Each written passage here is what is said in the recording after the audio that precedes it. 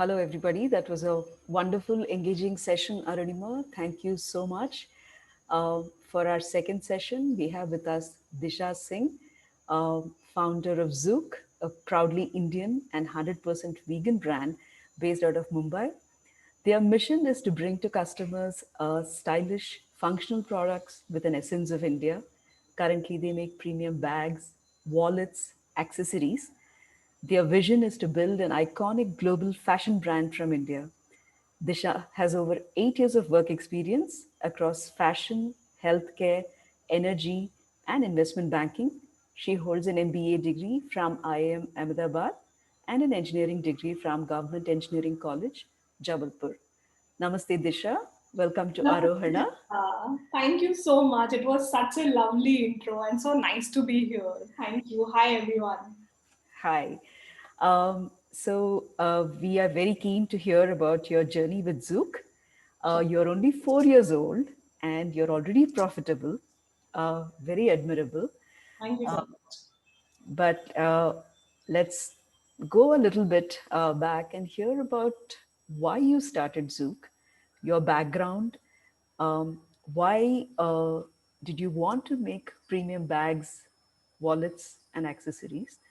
And also, how did you narrow down on this category? Sure. So I will, begin like as in you have given a very good brief about my background. So I'm an engineer by my degree, have worked in power sector for a couple of years before doing my MBA from Ahmedabad. Therein I interned in an investment banking division, post which my whole association with startup or my interest in this whole startup world started in the second year of my MBA when I started attending one set like there's one professor of IMA, Professor Sunil Handa. He does LEM sessions for us in the campus for the second year students. That is the time when I started, getting to know about this exciting world of startups and how people are building homegrown brands and all the amazing things people are doing. So that was my first touch point of entry into the startup world. And actually, at the same time, I had a course in Ahmedabad in my second year wherein we are taken to a village near Ahmedabad. And as a part of the course, you also see a lot of handicraft and handmade stuff there, right? And at that time, it started. I started thinking that even though all this handicraft and all this hand woven stuff and the Indian craftsmanship, all of them is so superior, but at the end of the day when we think about buying such stuff, we end up thinking of only it as a gifting option, right? Or there is not much utility factor to it, right? And that is the time when I started thinking about modernizing Indian handicraft, right? I'm sure you must have heard it from a lot of people, right? But sorry, today people generally lag in one segment or the other. They either modernize the prints which are there, or they try to modernize the whole art altogether, right? But they don't actually use the elements of the Indian handicrafts and make product with modern sensibility, right? And that is when I started thinking that I want to do the combination of it. And as you rightly mentioned that our mission is to build for our consumers stylish and functional product with an essence of India. That is how I started thinking about what can I do in this particular domain, right? And why bags, if you ask me? So I have decided that I want to do something in the handicrafts domain, right? And I started studying the market. I started seeing around that what are the different products that we can make, right? In lifestyle, you have a lot of things, right? You have accessories, you have shoes, you have apparel. There's so many things, right? But when I went through all these products, right, I saw specifically in bag that bag are either black, blue, plain simple colors, right? And Right. they're mostly made out of leather or leather bit, right? Or and in terms of design also, either they will be just a copy of a Western design, right? Or they will be the Jola kind of bags, right? So there is no product which is truly Indian, right? And also represent the today's India, right? Like so many of us women, right, today go to office wearing Indian ethnic wear, right? Like we wear kurtas or saris to office, right? But there is no product that goes along with it. Like there's no bag that we can carry along. Of course, we can carry the Western looking bags or that black blueprints, right? But the if you look at our bags, it gives that truly feel of, it completes your whole attire, and not only for your office wear as well as for casual, right? So I could see a huge gap in this particular segment and see that I can build a, differentiated product. And that is what, started me thinking that, let's start in bag category, right? And in bags category also, the one collection was which was totally neglected was laptop bags, right? Like laptop bags are so boring, right? And if Right. not if not boring, all of them look the same, right? If you remove Yes. their tags, you will not be able to tell which brand it is, right? So I was like, okay, let me start with laptop bags, right? And that is how we came Oh. about our first product, which was a laptop bag, and actually, which is our flagship product now, one of our best selling. And yeah, that is how I started, and this is where we are. So basically, you gauge the gap from your own personal experience, right? As in your shopping experience, you're going out to the market. So Chitra, what I did was, apart from my own experience, I did a bit of market research as well, right? Like you go Yeah. around and look at what all other different brands have to offer, what are the different price points these guys have, right?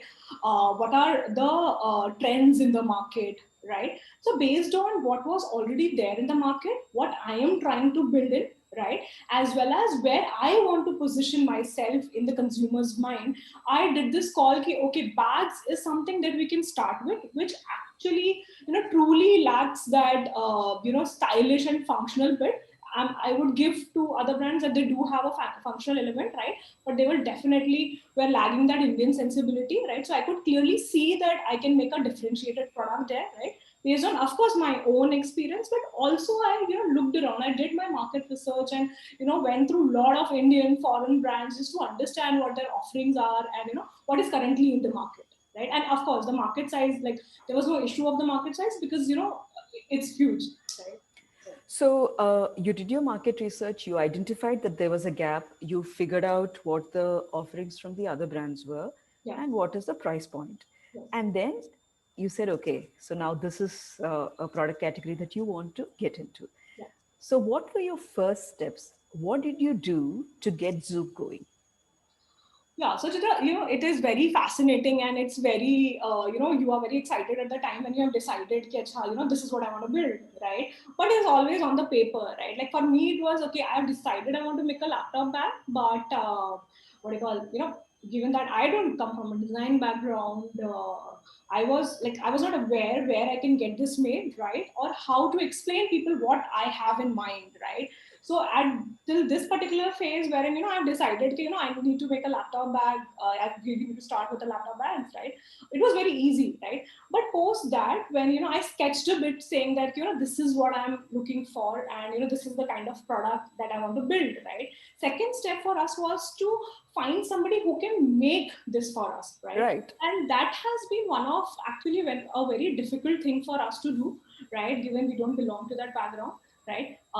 So what we did was that Dharavi, which is the one of the biggest slums of Asia, and it should not be only known for that. It should be more, in fact, known for anything can be produced in Dharavi, right? Like you say anything, and like you can just name any product and you will definitely find a manufacturer there in Dharavi, right? So we are starting point was Dharavi. So what we used to do was, every morning we used to get up and go to different kharkanas in Dharavi and try to convince people to make these bags for us, right? And they, we used to get all different kinds of excuses or questions or issues in terms of कि, अच्छा, I was just fresh out of college, and people will be like, I don't know, like whether even she's serious or not, right? Whether she'll be able to give us the business or not, right? And like this was one aspect. The other aspect was like they were like, they were very comfortable with the leather work that they do, right? And this Right. whole concept of clubbing the fabric and vegan leather together was not something that they are known to, right? And it was out of their comfort zone. So it took a lot of convincing for us to ask them to make bags for us. So I'll tell you, like, I have visited a lot of karkhanas before, we got our first guy who said yes to us, who was like, "Okay, chalo, I'll make it for you," right? And you'll be amazed to know that that guy is still with us. In fact, he's our head karigar now, right? Wow. And yeah. So yeah, once I have decided that this is the particular product I wanted to make, right? We went about finding different manufacturers for it, like the karkhanas owner, right?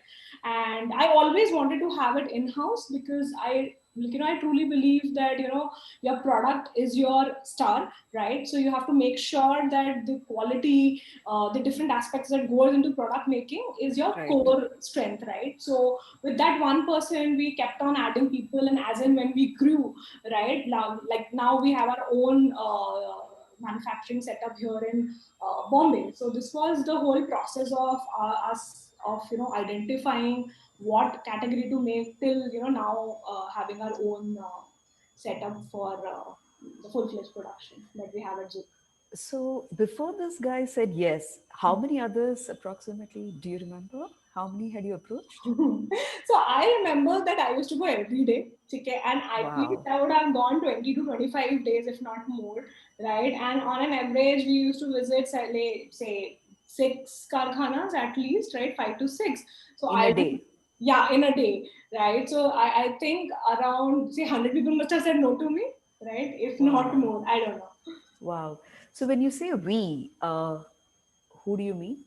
Sorry, I always use we. That is the way I talk, right? Okay. So the But whole, it was just you, right? yeah. That's amazing. So, how did you get to know of all this? I mean, is it because I'm not from Mumbai? Yeah. Is it something that is known, as in how you go around identifying people in Dharavi? So see, knowing about Dharavi is very simple, right? Like if you search for leather manufacturers or bag manufacturers, you will see Okay. a lot of them online, right? Okay. But in Dharavi, who can make stuff for you is something that you have to go individually and talk to them, right? Got Because it. those people will not be there on different portals like India Mart or other Right. places where you can find people, right? That's what I was thinking. Yeah. Yeah. No, you can't find them there. You have to, personally go there and visit different karkhanas, right? And talk to them. Otherwise, life would have been very easy if I can just pick up a phone and, I talk to them and know. figure out whether they are willing to do something for us or not. That's really amazing, right? So you were pretty much waking up in the morning, heading out to Dharavi, and scouting for people to. Yes, that was in my life for at least a month, 1 month. So, yeah. That's amazing. And so you found this guy, and he said he'll do the work for you. What did you do next? So we post that we what we did was when we were like we had one person, right? Like now you have your product, right? There's somebody who can make it for you. Now the next step is to put your product in front of your customers, right? To make make it visible to the people, right? Right. And for that, what we did was so there's one of my friend who used to do exhibitions at that time, right? So I just called her up and I said, her, "Yeah, what I need some space in your next exhibition, right? We are coming Okay. up with this one particular product, right? And I want to, just showcase. I can't pay you or something, right? But just let me put it, right?" And she was like, "Okay, put the, I'll give you some space, see and showcase your product and let's see how it goes, right? And if you can earn some, like if you earn something, please give. Otherwise, it is what it is, right?" So, Okay. and the next exhibition she was doing was like at least, I think 10-15 days away, right? So we just had to quickly, assemble all the raw material, get our people, we had couple of more people by that time, right? And started making our first set of products, right? And when the exhibition started, right, like so it was over the weekend, right? So we put up all our products across, and we were like, okay, fine, now we have put our products, and now people should come and explore about it and buy, right? But initial half a day we figured that you like we as the owner have to stand and talk to the customers, educate them about our product, because they had that initial liking for the product, right? But we had to give them a more understanding in terms of how this fabric and the vegan leather will, in terms of sustainability, in terms of longevity, right? What impact does it have in, like, conscious products, right? So we did a lot of this educating in the beginning, right? And of course our product was different at that time as well, right? So for us it was not difficult to get the initial set of interest, right? It just a little bit of more educating from our side which was needed. And I remember that in our first exhibitions we were almost sold out by the end of it, right? And that gave us Wonderful. that that hope कि, okay, fine, what we have made has standing in the market. There is a market for these particular kind of product. And from there we did more than 50 plus exhibitions in a year across India. Wow. And I think I was personally present in almost all of them, because that really helped me understand that firsthand, right, that what your customers think about your product, what do they like, what they don't like, what are the changes they might need in your product for to fit their life, right? What price points works best for them. So these all information, right, was a very critical thing for us when we launched our website, right?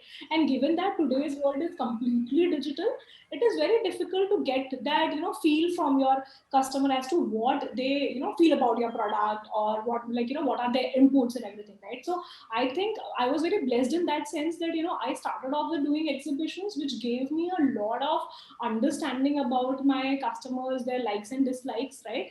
And also to price our product the in a way that consumer finds it attractive, right? So that is how in the initial whole year went about, just the exhibition, understanding our consumer better. And that is when we launched our website, right? Now looking back, like, now we are more than 30,000 plus happier customers across India, and we will be expanding abroad also as very quickly. So yeah, that's how it's implemented.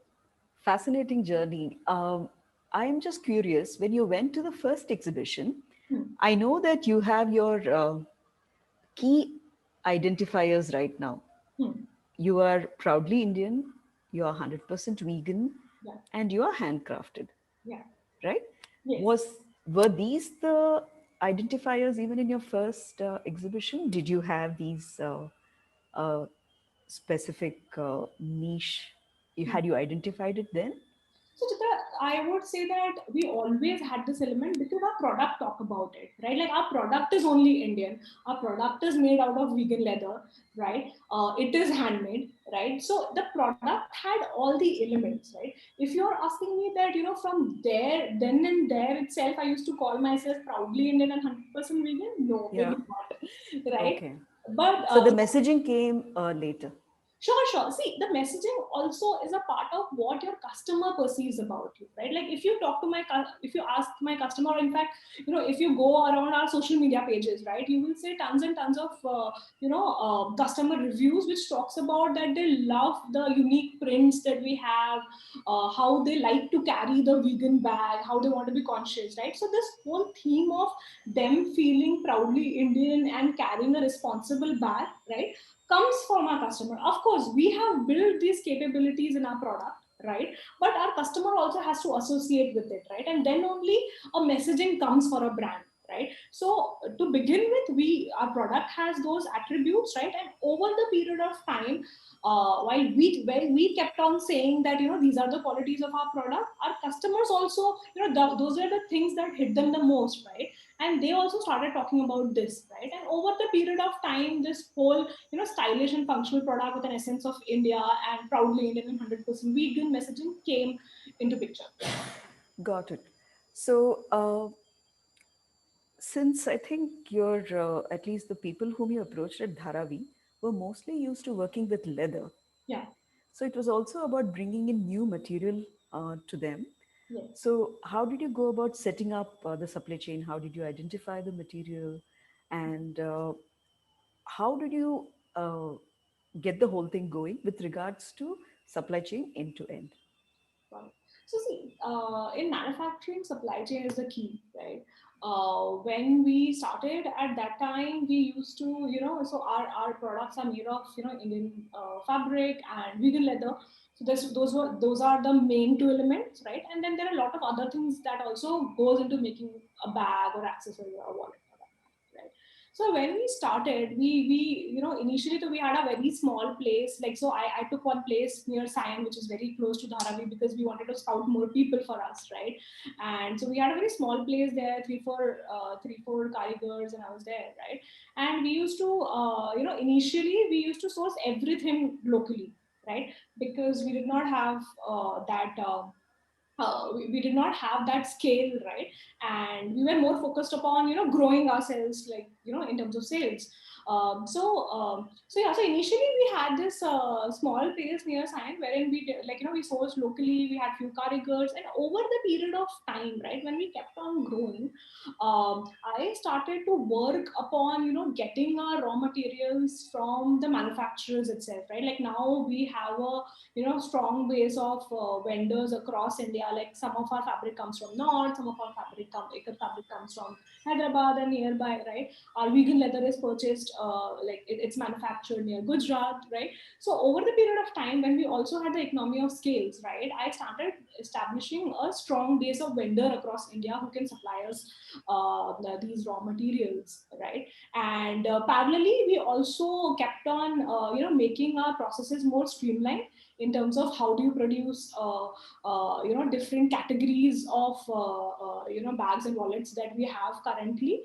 And also, how can, how can I optimize my, production process, right? So it's a whole, 2.5 year process, wherein, we have now set up systems in place which can, assure us timely delivery of our goods with best quality, right? And it has come with a lot of work on our supply chain side, as well as in, improving the processes that we have in house for our production. Okay. So, given that all this you were doing it seemingly single handed or with a team, when did your co founder come in? So my husband is my co-founder. So he has Oh, always been like a, oh, okay. so he has always been helping me out over the weekends and all, right? And he has just, Okay. permanently joined us a couple of months back, right? Oh, But wonderful. yeah. So because, we both see a huge potential in, what Zoom Right. is coming down to be, right? And with more enforced energy, we feel that when we both work together, I think we can, as you mentioned, make Zook an iconic fashion brand from India. Absolutely. So, given that I think you were the founder and running the show pretty much by yourself, you must have faced lots of challenges. Can you tell us what the challenges were? Can you also tell us what you did or how you handled them? Sure. So Siddharth, I think for a founder's life, there is, like, there are always ups and downs, right? And I think every day you will be doing some firefighting or the other, right? Right. So, like, this whole past 3 4 years has been, filled with challenges, new issues, and we have overcome them, and, come a long way, right? But I cannot pinpoint any one of the challenge that I have faced, right? But let me see. So, like, for example, okay, yeah. So as I was talking about production, right? Like, say, production, setting up your own production unit is a Herculean task, right? So that is one of the big challenges we did have, right? Initially, as I was telling you, right, like, sourcing from that one guy to, building our, this whole big setup here in Bombay in house. It was a very long, tedious process, hiring people, teaching them how to work with the kinds of material that we use, right? Setting up process for timely and quality, best quality products, right? So this whole took a lot of time, and, there were a lot of small and big challenges it will be, right? Talking more about how did I overcome. So what I always used to do is that, if you have, like, if you have a problem in any domain, I would say, right, like, be it production, in your marketing, or identifying your product, or for that matter, any part of your startup, right? What I used to do was I used to break that problem down into smaller silos, right? Because, when you think of, like, for example, if I start thinking today that I want to set up a 200 manpower production unit, right? That is a very big task to Yes. start with, right? But Yes. if you break it down to, okay, Yes. what all do you need today, Yeah. right? For that, what all you need to do, right? Right. If you break it down to smaller things and then keep on attacking them one by one, Makes your life sense. becomes slightly easier, right? And Right. that's what I have done in almost everything, that we have built at Zook, right? And if there is something that, once I have broken down into smaller, silos, and after that also, if I'm facing an issue of maybe not able to do something, or I don't have enough expertise about it, or I don't know where to start with, right? I have always asked questions, right? I've always asked for help, whomever, I know can help me, right? Like, I think that I do still date, right? I Okay. never shy away from asking help for anybody and everybody, and I would, like, highly recommend every entrepreneur out there, right, that ask for help more, like, most of the time it is given, right? Right. And that will make your life easier, and also give you the experience and expertise of a person who has all, like, either he or she has already done it, right, Right. or belong to that field, or can connect you at least to somebody who has done it or seen it, right? Right. So that, though, that is extremely important, is what I feel, right? So these are the two things I used to always do whenever, faced with any challenge. Right. So break down a big problem into smaller chunks, attack them one at a time so Yes. that you are able to handle it. And secondly, just go out there and seek help. Yes. Uh, your network, or do you have a mentor? So yeah, I am blessed. I have a mentor. As I was mentioning before, Professor Sunil Handa is my mentor, right? He's Right, from right. Pune. Yes. Yeah, and you don't have to worry about, like, try to find a mentor for yourself. But if not, then you should go out and talk to your network. In fact, now it has become so easier to connect with people, Yes. right? That even if you don't know anybody, you can Yeah. always ping them on different platforms, right? Right. Yeah, And more often than not, I think a lot of people are willing to engage and help exactly. out, assist. Yes, I think this is more, we are more afraid of asking rather than them trying to help us, right? Right. So we ourselves are holding Back. our growth. Yes, Mhm. that's true. Um, you started out and you had something very strong in the sense of going through exhibitions, Hmm. as in you had a definite platform Hmm. to go and approach or access your customers. Yeah.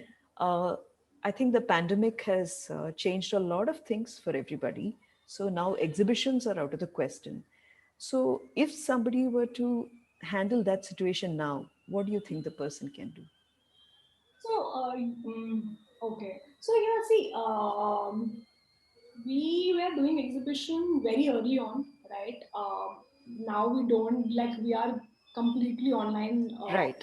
So Business. you are out of that phase, I would think. Yeah. But if you're asking me if somebody has to do that now, right? I think Yes. the only option for you is to go digital. Sorry, and in when I say digital, in that terms, like, you try to find a digital replica of exhibitions, which actually right now is Facebook groups, right? Your smaller community, right? Like, for example, if you have launched a coffee brand, for that matter, right? Or if you have launched a sustainable clothing brand or something, right? So you will find a lot of Facebook groups, right, wherein, which are made for specific interest of people, right? Right. So you should, join those groups, talk about your product, try and engage people over there. They will ask you a lot of questions, and you will also be telling, like, or promoting your products. Once you start getting interest from some of the people there, right, then you can one-on-one have a discussion with them. And what we used to do in exhibition, when when the world was very little different, Yeah. right, you can always do that via digitally, like the way we are talking right now with Right. Zoom, right? So I would suggest that, like, the world has just slightly shifted to online, right, for time being, right? So make the best use of it, right?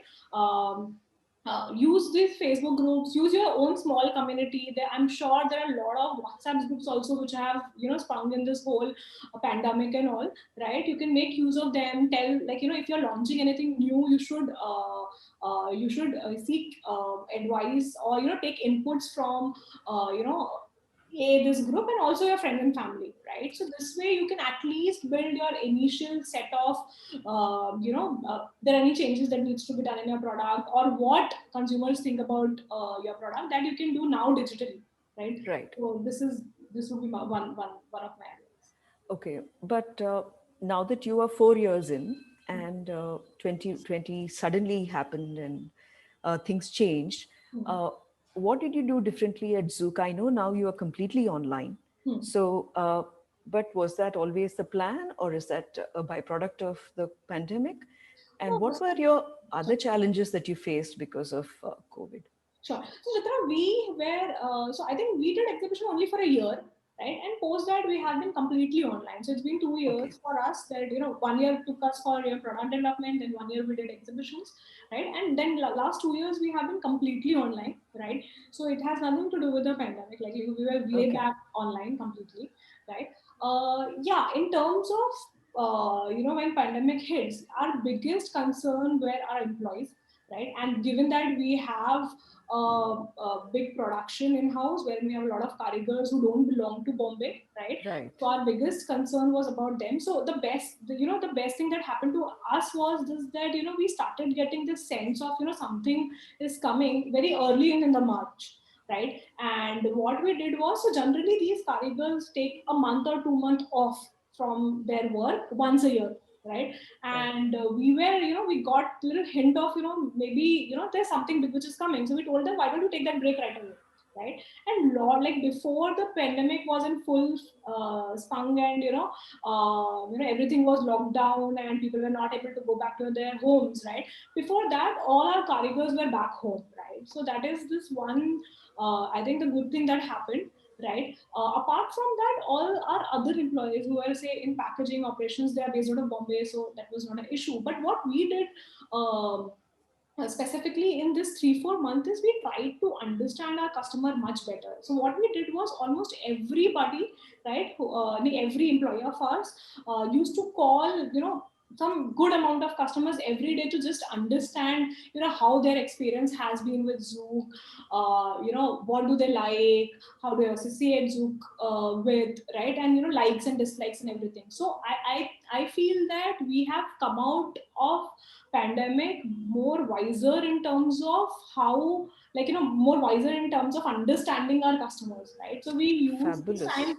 yeah, we use this Very time nice. very effectively, so that and every person, like every employee, could connect with it. Like, for example, if a person is in packaging, right, he or she is also talking to the customer, right? So that person also understand that, okay, when I pack my bag like this, or when I pack the wallet like this, it goes to so and Right. so customer. So they also put a face to it, right? Right.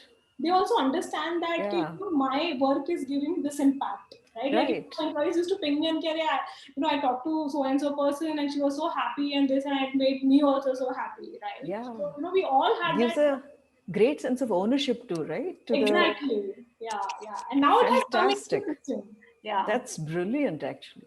And, So let's now move on and take some questions. There are some questions. so, There is Niharika Singh from Assam, mhm. and she's into handmade things Okay. from there. So Okay. she wants to know about the various exhibitions being held. She is asking if you can recommend exhibitions that she can participate in. Hmm. Uh, but I don't know if exhibitions are going to come back so soon, no? So I think I've heard few of them have started coming back in Oh, Bangalore. really? I don't know in Bombay if there are any, but I think I follow some of them, so I could see some in Bangalore. But yeah, as you are saying, I don't think so. They are gonna come back so early, right? But even though if they do come, like whenever, right? There are, like, I just remember a few that we used to do, right? I can just, like, I can tell you those names. There was this little flea which used to happen, that happens in Bombay, Delhi, Bangalore, all of the places. Then Little Flea, little flea, yes, FLEA. FLEA, yeah. Okay. And there is this Sunday Soul Sante, I think that, Right. yeah, that happens in Bangalore if I'm not wrong. And then there is this Kishi Mandi or something like that. I'm sure you can just type it out on Google and you'll figure it out. Okay. So Kishi Mandi, I think if I'm not wrong. That is there. Then I think Craft Council of India also, because yours is a handicraft stuff from Assam, right? There's Craft Council of India also, puts up very good exhibitions, right? So you should check out their website and see, what they have to offer. Thank you. These are the few exhibitions which comes into my mind. I hope, Niharika, this answers your question. Uh, Krishnan asks something quite pertinent to the name. Okay. Zouk means music combining Caribbean and Western elements So no, it with is a fast, dance heavy form. beat. It's a How did you dance. choose this name and why? Yeah. So Zouk is a dance form. It is not a music form. But yeah. So this is a very interesting story behind it. So what happened was that initially when we were going through what we want to do, right? I had one very random idea of doing something in gold as well, right? And I Oh, had this fascination you of had an idea of doing something in? gold, like something related to Okay. or in gold, right? And we had, like, I have this fascination with word Z, right? Like I feel that anything which starts with Z is very classy. So yeah, it's a very interesting story. So that was the time when my husband came back from Dubai, right? And Dubai has this whole big gold market called souk, right? Right. And we just he like one day he just told me that why don't we name it Zouk, right? And I was like, I don't think, like, Oh, it sounds pretty interesting, right? But we were like, yeah, I don't know whether it means something or not also, right? And we typed it out, and as Krishnan has mentioned out, right? It's a combination of two very different art forms, right? And that is what actually we were also wanting to do, right? Like we wanted to combine the Indian heritage to the modern sensibility, right? And it fit very well with what we were trying to do, and thus the name okay. Zoop was born. Oh, like a jugalbandi, right? Yes. Oh, that's fantastic. I didn't know the story. So I'm happy to hear, and I'm happy the question came from the audience. Um, Ameya Vartak is asking, how do you fix the pricing for your products, say laptops or handbags? And how do you decide varying margins for different products, especially for niche products where you're creating a market, or uh, there are very few competitors, say vegan leather products? That is his question. Either you're entering new, as in you are totally new, you're the first person, or you have very few other players in the market. Sure. So I would say that I would not specifically only talk about bags. So let me just, like, because there will be an audience, there will be people who are doing different things, right? So in generally, when you are deciding your pricing, right, what I would suggest is that there is this one cost plus model that you can have, right? Like your cost is so and so, and you want to have so much margin, right? And then you just price it that way, right? You do just cost plus whatever X that you want to, the margin which you're talking about, right? When you actually don't, like, that is like, the first pricing that you set up, right? That way you can put your first price point, right? You have to refine this price point based on what your consumer perceives it, right? For that you need to take inputs of your customers, right? You have to talk to your customers, you have to price your product, say, like, if you have priced your product at, say, $1,000, right? And you go out in the market, and you start talking to your customers, you show their products, and you ask them, what do you feel should be the pricing of this product, right? They will give you a certain set of you'll get a certain set of numbers from them, right? You will also, like, I'm sure, like, if you're creating a category, then I'm like, this will not come into picture. Like, you cannot do any research about what are the other competitors are doing, or what is the other industry standards, right? But if even if you have few competitors, or there's some market to it, right, you can also do a online search as to what are the other players in the market doing. not only in India, you can also look abroad, and Globally. then you can adjust it for PPE, right? And that way also you can figure out your initial pricing, right? But mostly the pricing is a combination of your bandwidth, like cost plus how much you wanna make, right? Because that make is a very big number, right? Yes. Second is what is the customer perception of your product, right? Like whether this particular price point works for them or not, and that will only happen while talking to your customer, right? And the third bit is that you do a market research of your competitors, India, abroad, anywhere, anything which is closely resembles your product. Also, you can take some difference. Got it. Um, Again, Amay Vartak asks, what is the size of the vegan market in India? Is it growing as quickly as, say, the organic market? Uh, Sorry, I don't know what organic market is. Okay, no But problem. I will, I'll to answer your question. Yeah, Vegan market is not like, so so vegan is a very vague term, or it's a very big term, like comprises of a lot of things like food and other things, right? If you're talking about vegan leather specifically, that's what we use, right? So it is, we don't market in terms of how much big is a vegan leather market, right? We talk about how big is the bags market in India, and it is huge, right? got it. Because it's not that winners take all wala market, right? It's a market wherein there is a space for a lot of different brands to move, right? And a differentiated and a strong brand identity wins, your customers, right? So of course, a lifestyle business in general, like if lifestyle market in general is in India is growing, right? And vegan leather is just a part of that whole domain, right? So. Okay. Um, Kiran Kumar is asking, how did you do your branding? Because I think your vision is also to create a brand from India, right? A global brand from here. Sure. So, branding comprises of a lot of things, right?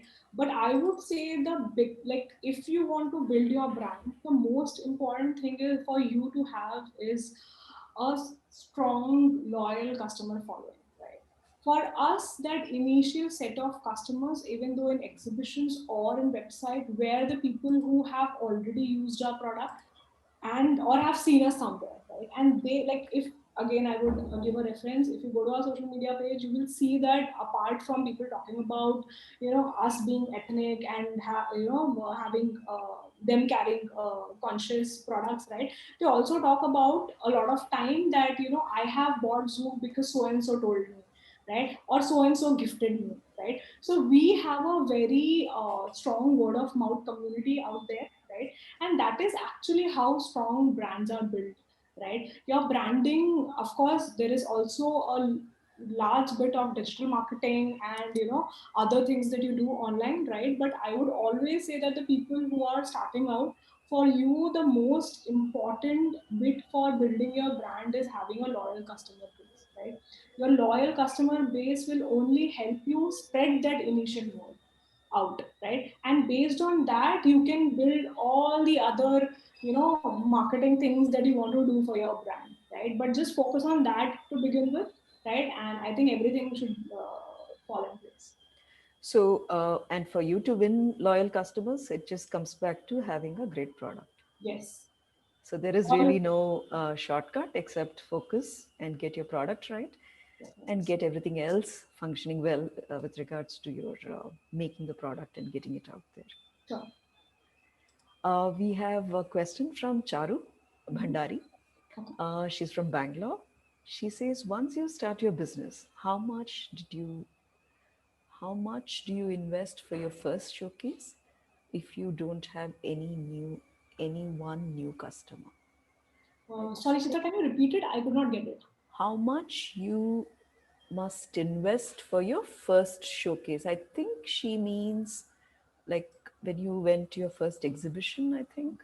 Oh, okay. I did not pay anything. But Okay. to answer your question, so No, exhibition. I think investment with this a sense of you you had production, right? You took so Yeah, many yeah, products. yeah. So how much money did you invest? Okay, so see, it will vary based on, again, it will based on the what do you call it, particular domain that you are in, right? So we are into bags and accessories. We had to, like, our production, we have always maintained a very lean inventory, right? And we have been profitable. So we did not have to invest too much into it upfront, right?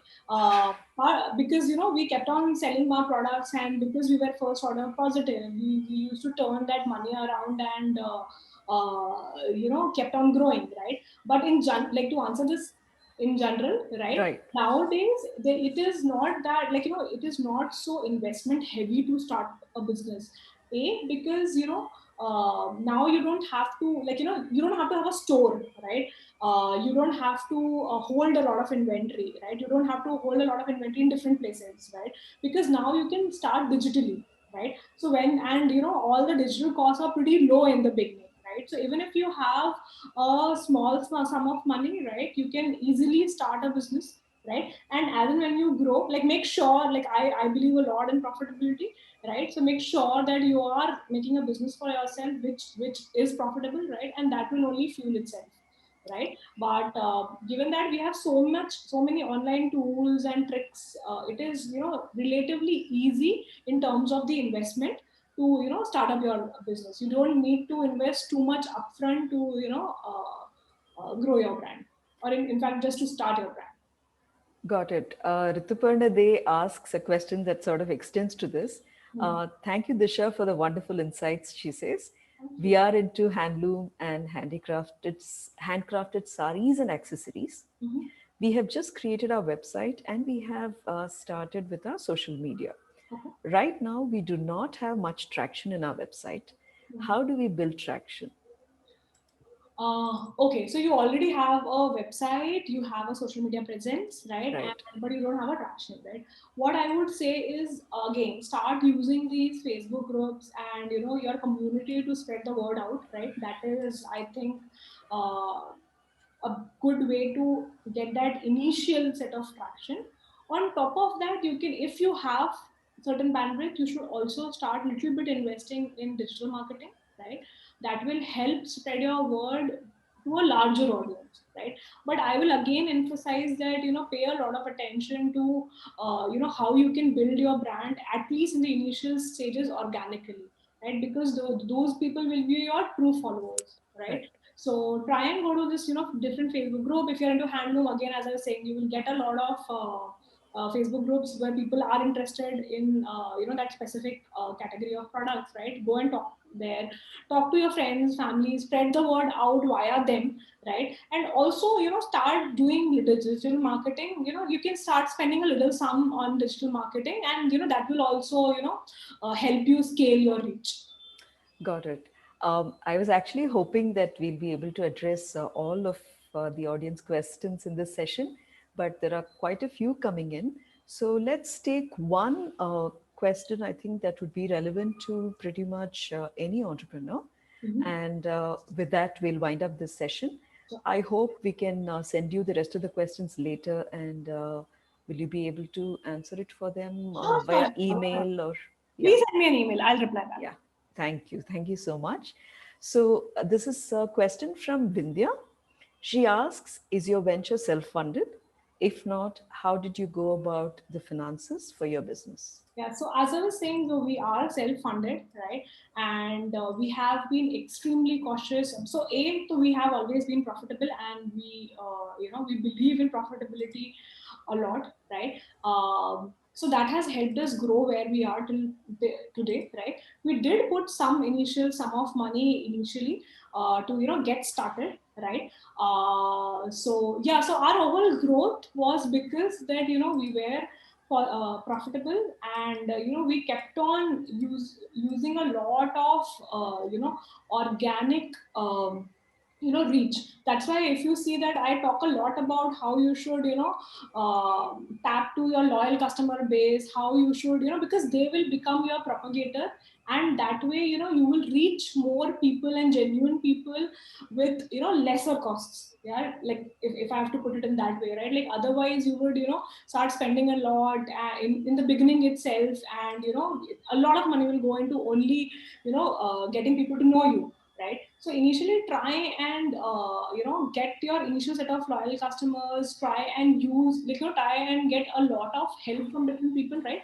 That way also a lot of your resources will be a lot of your resources will also be what do you call you don't have to utilize so much of it, right? Like if you keep on asking for help from different people, initially when I had to set up my digital marketing, I took help from one of my friends, right? Rather than going to an agency or hiring somebody full time, which Right. is very costly, right? So that person with me, over the weekend, he helped me how to build this and all, right? And from there we picked on, right? So try asking for help from people from different domains. They will definitely help you, right? So you can at least initially start moving, right?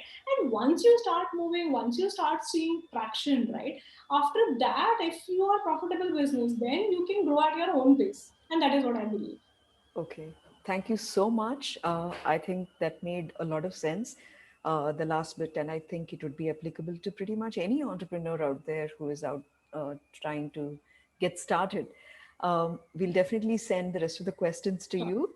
Yeah. Thank you for your time. We had a wonderful session with you. I would just like to announce our next sessions. Um Next sessions, which are on Jan 6th, which is the next Wednesday from today. It is again a double session in the health and wellness sector. Uh, Two sessions, one after the other, much like today. Session one is an AMA building a healthcare business with Sharda Agarwal, co founder of Sipalika. She's an entrepreneur twice over. She's a healthcare professional with experience in chronic disease reversal. We will hear from her how she founded Sipalika and what it takes to build a healthcare business. Following this, we will have a session about insights from the health and wellness industry with a veteran, Arindam Som, ex Hindustan Unilever Limited and GlaxoSmithKline Consumer Healthcare. He has 20 plus years of experience in consumer and market insights. We will hear all about his wisdom in the second session. See you all on the 6th. Um, thank you so much, Disha, for joining us today.